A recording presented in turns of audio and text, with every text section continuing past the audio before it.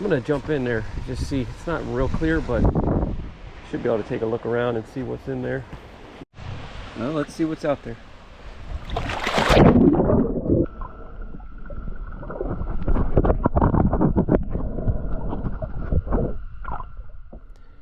So this is a big concrete culvert that must release stormwater, I guess, that I'm swimming around, doing a little snapper fishing, and this is the primary structure that I was fishing around. It's really not a lot.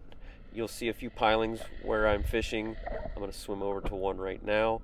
It's actually very close, but visibility wasn't that great, so I had to swim right up to it to actually get to see it. But there was like 3 or 4 pilings, and again, just this big square rectangle culvert, and it goes down pretty deep. I'd stick my head down there and swim down a little bit. I don't have a weight belt, I don't have a flashlight, so I don't know. You can see a fish there, so I don't know how deep it goes, but there is a large pipe, underground pipe, that's feeding it, and I'm guessing the fish I was catching, a lot of them were coming up from that pipe. This is one of the only fish I saw, but there was a lot of bait fish, as you can see, small, hanging around the culvert box, swimming around inside of it, and outside of it there goes this little school of leather jackets. They kept cruising around and smacking the bait at the top of the water. But it's amazing to see how much really, how little structure you need to have fish. So here's the culvert. I'm swimming down it back towards the beach and ran into this little guy here.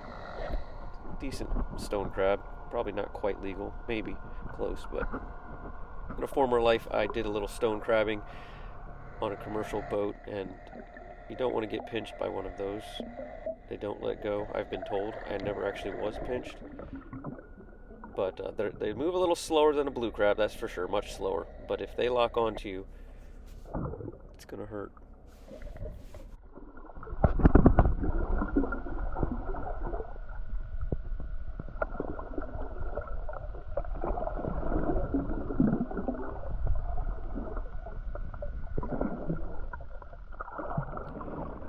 So at the base of the box here, there's a snook. I'll pause it here. You can just barely see it. I didn't even notice it when I was swimming, but there's his tail. But I saw it later, watching the film back.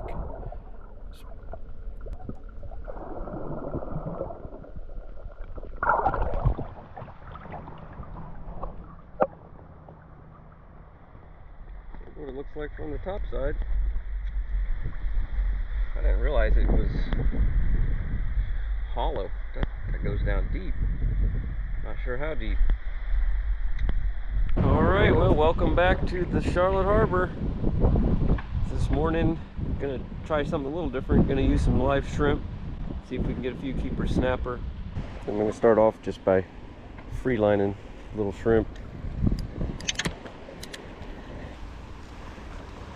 There's a couple right here off the bottom. I can see them right down below me. Sheephead.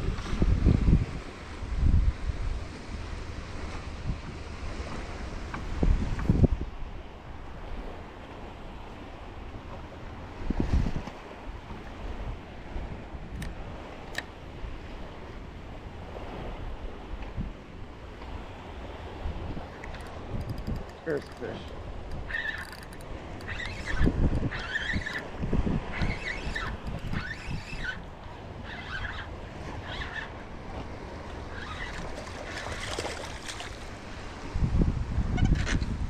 Alright.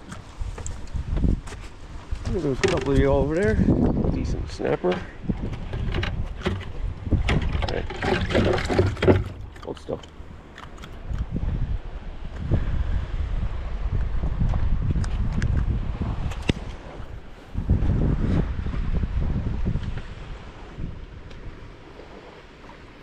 Yeah, he'll keep. Alright, well, he was right at 12. They only have to be 10 inches. I like to get them at least 11 and over to make them worthwhile, but use 12. And fun fish. They pull hard. Little snapper. I mean, little 12-inch snapper. That thing was putting up a fight. My shrimp's getting nervous jumping out of the water there. Let's see if we can get another one.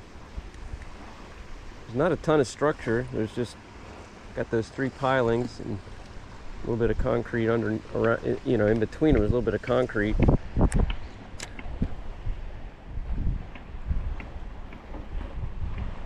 But don't take much. There's one.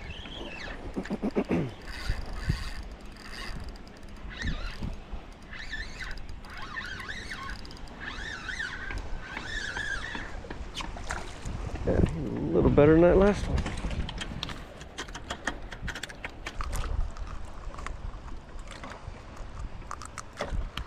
Look at that face. Nice snapper. 13. So that's what we're after there.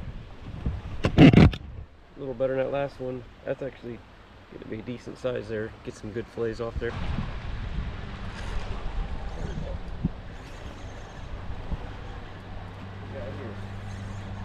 No snapper.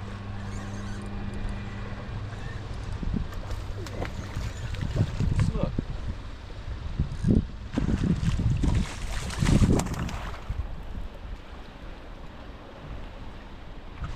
Pretty beach snook. Nice and silver.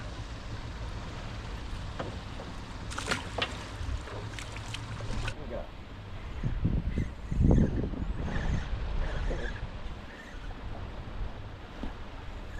Sheephead.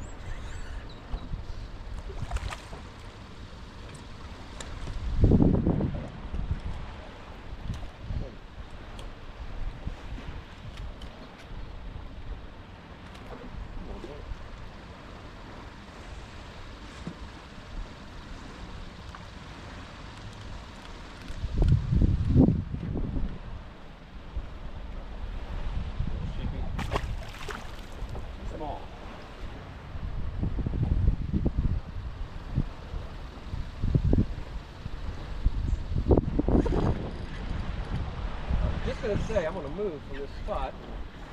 I think I finally might have got another snapper. He's gonna be close. He's gonna be real close.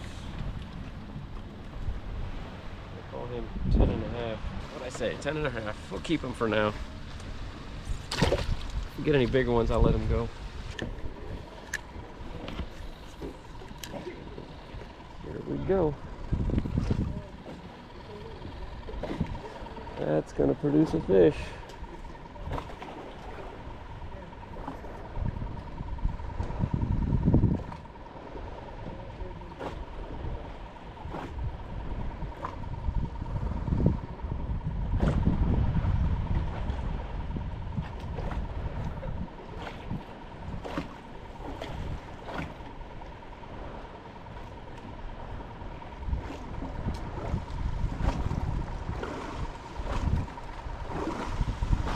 There we go. Little snapper, get out of here.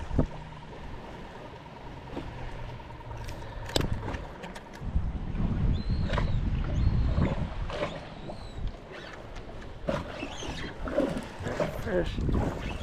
That's a snook. Decent snapper, man. That's a nice fish, whatever I got. Oh, yeah, it's a snook. Dang, for a second I thought I had a nice snapper. But I'll take it. It's fun.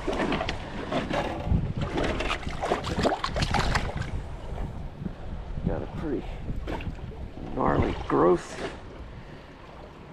going on there.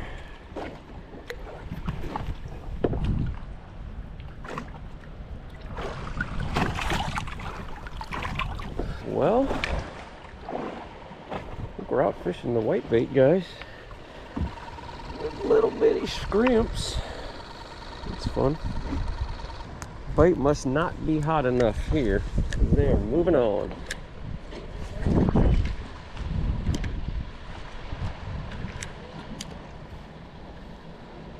I'm about to move on myself.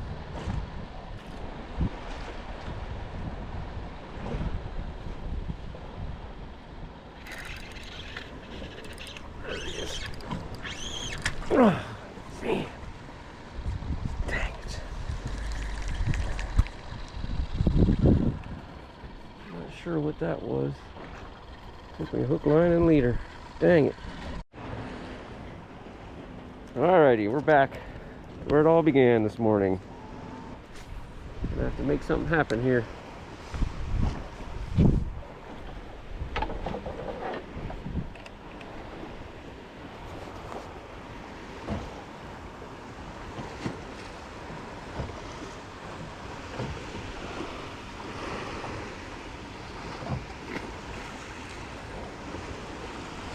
There we go. Snook. Damn, I thought that was a snapper.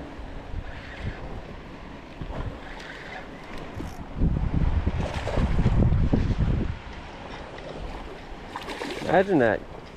You don't need white bait to catch little snook. They take a free line shrimp just fine. Oh, didn't want to pose for the camera. All right. I got about 3 shrimp left. Let's see. 3 or 4, 5. We hooked up the shrimp. Not bad for 2 dozen.